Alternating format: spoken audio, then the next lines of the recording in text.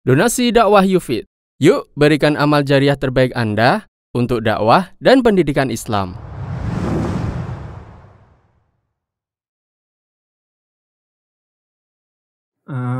Yang Ana mau tanyakan Ustadz, alhamdulillah saya juga termasuk orang yang berhijrah. Nah, saya juga punya komunitas itu. Nah, awalnya niat saya itu Ustadz pengen mengajak mereka untuk ikut hijrah bareng saya. Tapi kenyataannya malah saya jadi mulai ikut goyah gitu Ustadz. Hijrah saya jadi mulai agak pengen balik lagi ke kayak dulu gitu. Yang jadi pertanyaan saya Ustadz, apa yang harus saya lakukan? Apa saya harus meninggalkan teman-teman saya yang dekat dengan saya? Atau saya harus terus berusaha mengajak mereka buat kembali berhijrah ke jalan Allah Subhanahu Wa Taala? Itu aja Ustadz. Assalamualaikum warahmatullahi wabarakatuh. Bentar, sebelum saya jawab, saya bertanya dulu. Ya, hafal nggak doa tadi? Doa yang belum Ustaz. Belum ya? Kalau hafal mau saya kasih hadiah. Oke Ustadz, karena Ustadz mau kasih hadiah juga, karena beliau juga sangat sayang kepada temannya. Bagaimana kalau kita kasih hadiah temannya, kasih ya, yang ada di komunitasnya, biar mereka terus mau ikut ngaji. Fadol antum. Baik. Alhamdulillah, ini pertanyaan yang bagus. Dan saya rasa bukan saudara kita Ahmad Yunus saja yang merasakan seperti itu. Ketika kita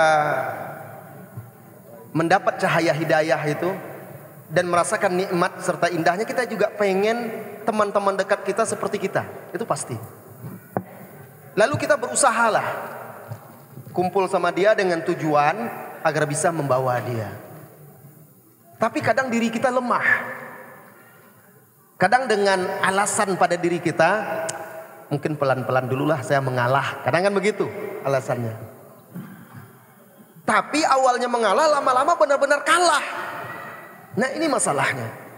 Akhirnya seperti yang dirasakan oleh saudaraku dan juga sebagian-sebagian yang lain seperti itu. Akhirnya apa? Terasa kita mulai goyah. Karena kita yang mulai terpengaruh dan terbawa. Saudaraku, ketika kita sudah mulai hijrah, ketika kita sudah mulai bertaubat, kewajiban kita pertama adalah menjaga dan menyelamatkan diri kita. Itu dulu. Karena tidak mungkin kita menyelamatkan orang kalau kita tidak selamat. Ya. Anda lihat, Anda sedang berjalan di tepi sungai atau di tepi lautan, tepi pantai. Lalu ada teman Anda, dia terseret ombak atau arus dan dia tidak pandai berenang. Dia minta tolong Ahmad Yunus, tolong saya. Anda ingin menolongnya, Anda langsung terjun. Anda lupa ternyata Anda nggak pandai berenang. Setelah Anda terjun, akhirnya bisa jadi dia selamat, Anda tenggelam. Seperti itulah perumpamaannya. Saya tidak menyebutkan Anda saja, saudaraku.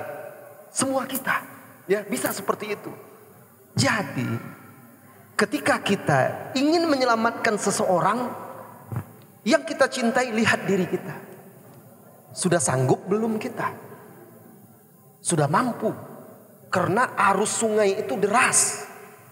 Gelombang laut itu besar dan kuat. Itu kalau arus benaran, ombak laut benaran, mungkin kita masih bisa selamat. Tapi masalahnya arus fitnah dunia ini loh yang sangat berat. Jadi yang pertama yang harus kita perhatikan, kita perkuat diri dulu. Agar apa? Kita punya bekal. Karena kalau kita sudah kuat, kita akan punya keberanian.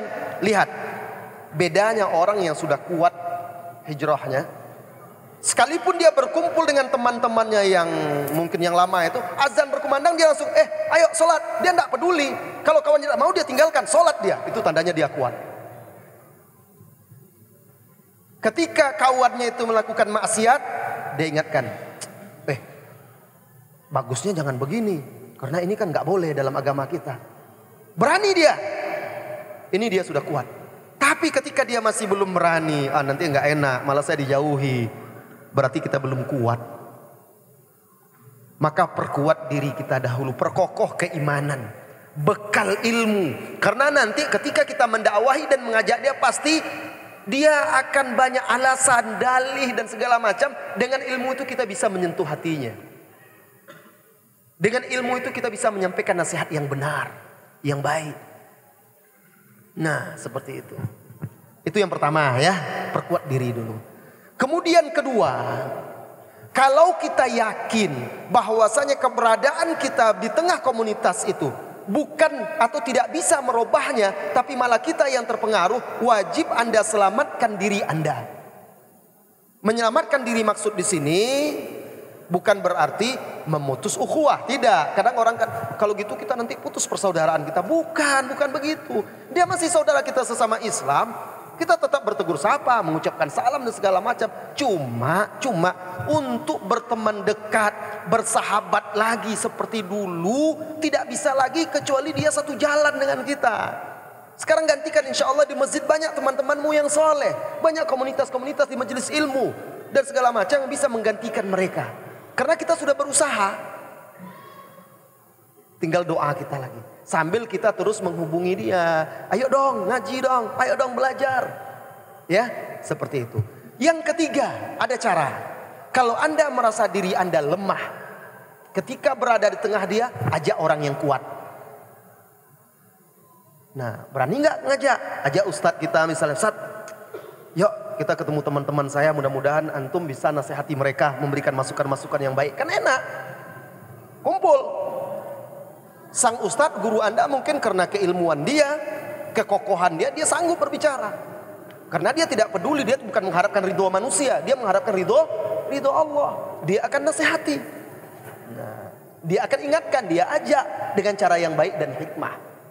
Atau Ustadz, saya ingin nih, biasanya sekali seminggu kumpul dengan teman-teman saya. Bisa nggak Ustadz datang untuk setengah jam, setiap kumpul antum beri nasihat, antum sampaikan ilmu. Itu ada perubahan. Tapi kalau kita mungkin kita nggak kuat, kalau kita tidak bisa seperti itu, maka seperti hadis Bukhari, kisah pembunuh 100 jiwa. Apa nasihat ulama itu kepada dia? Kalau engkau ingin bertaubat, tinggalkan kampung halamanmu, pergi ke kampung si fulan, beribadahlah di sana dengan orang-orang yang soleh. Karena di kampung dia ternyata banyak orang-orang jahat, komunitas-komunitas yang tidak baik. Mudah dia mengulang maksiat dan dosanya, akan terpengaruh lagi. Dinasihati dia agar meninggalkan itu. Ya, tetap kirim pesan kepada dia, temanku, ayo dong, saya rindu sama kamu. Tapi saya ingin berjumpa dengan kamu di pengajian, di masjid. Subhanallah. Oh ngapain kesini kan kamu bisa. Iya nanti kita bisa ketemu lagi. Ayo dong sekali-sekali aja ngaji, diajak. Itu usaha kita. Dan jangan lupa berdoa untuk mereka. Doakan, ya Allah, sebagaimana engkau telah memberiku hidayah, beri pula saudara-saudaraku itu hidayah kepada mereka. Aku mencintai mereka karenamu dan aku ingin mereka selamat dari azabmu. Doakan, itu penting doa. Doa tanpa sepengetahuan saudara kita di belakang dia itu lebih ikhlas, lebih tulus dan lebih dekat dikabulkan oleh Allah Subhanahu wa taala. Allahu a'lam bissawab. Silakan.